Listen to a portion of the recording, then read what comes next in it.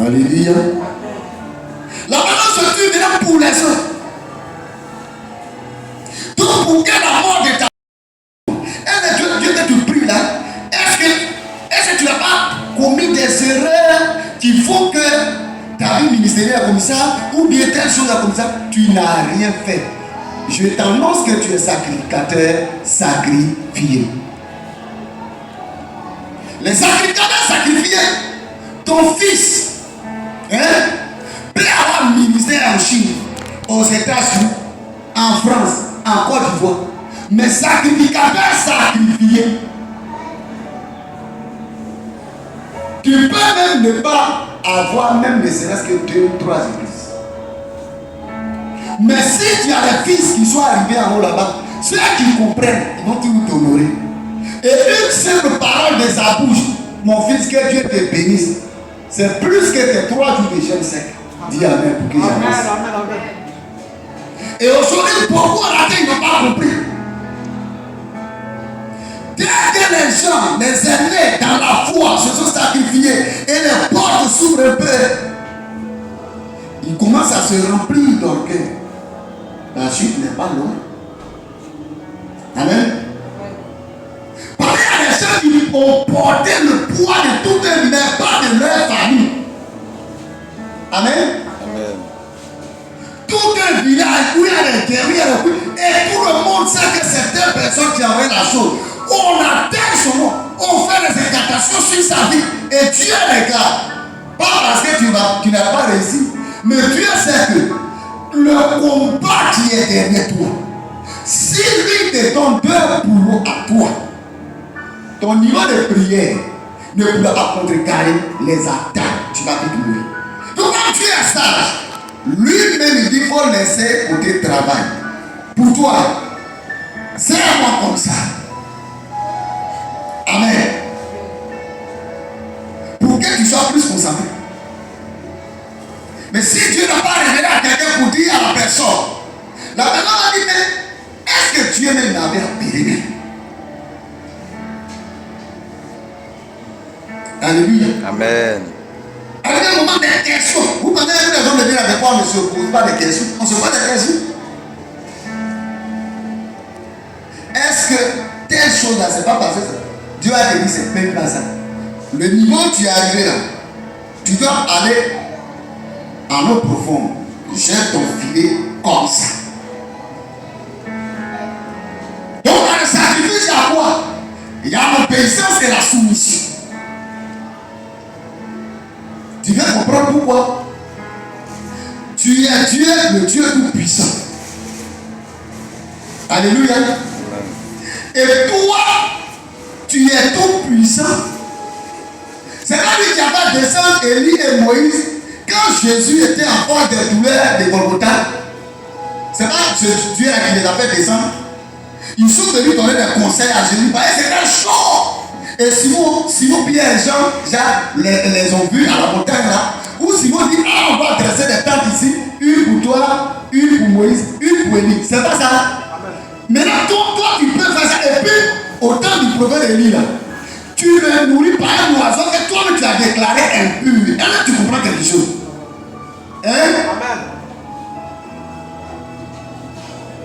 Il mangeait bien, il ne mangeait pas.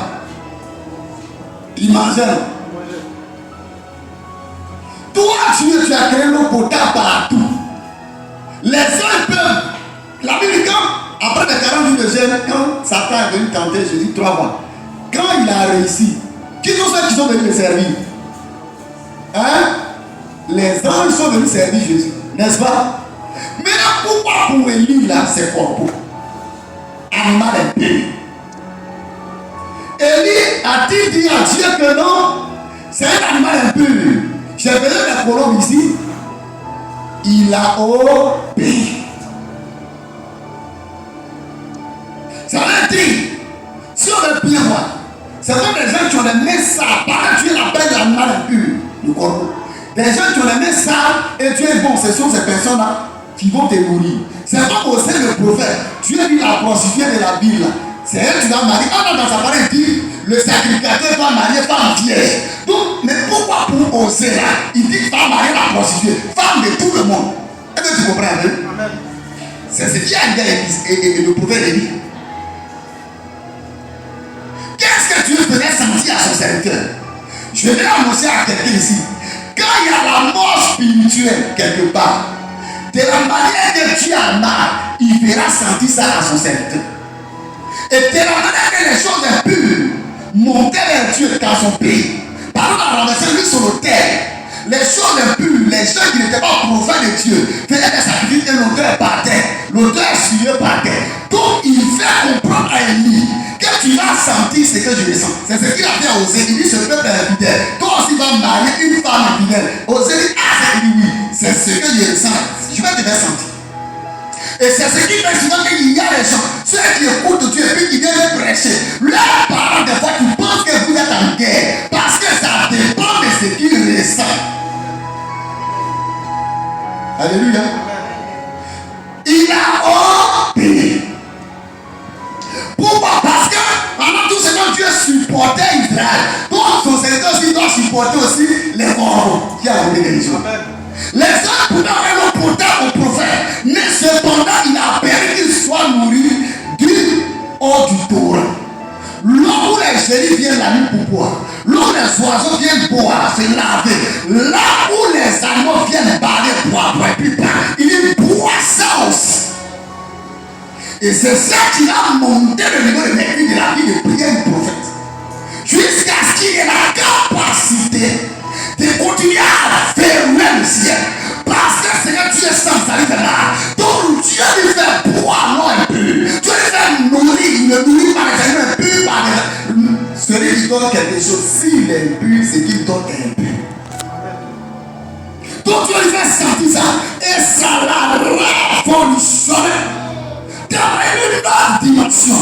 Et alors il continue de prier pour que le ciel soit fermé.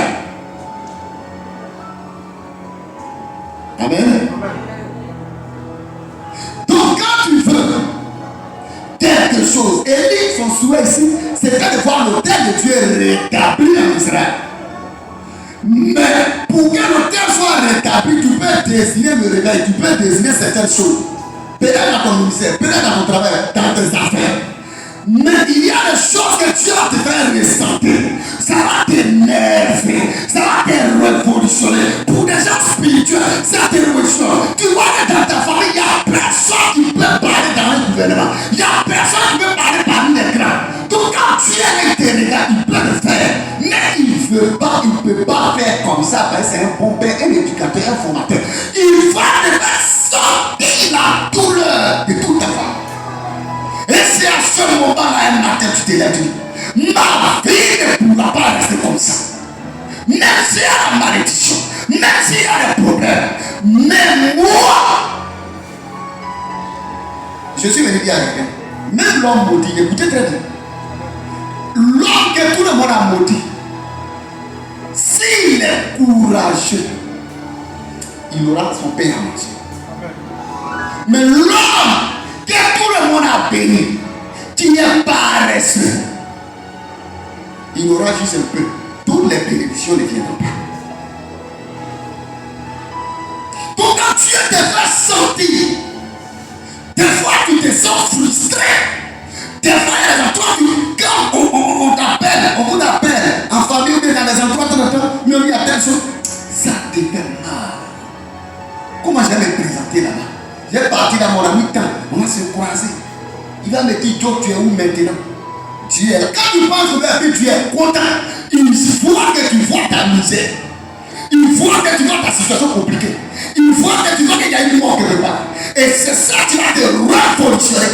Aujourd'hui, les enfants de Dieu sont remplis dans nos églises. On a seulement que 3 fils de Dieu. Mais le reste, c'est enfants de Dieu. Dieu laissera ces choses t'arriver. Dieu laissera ces choses entrer dans ta famille.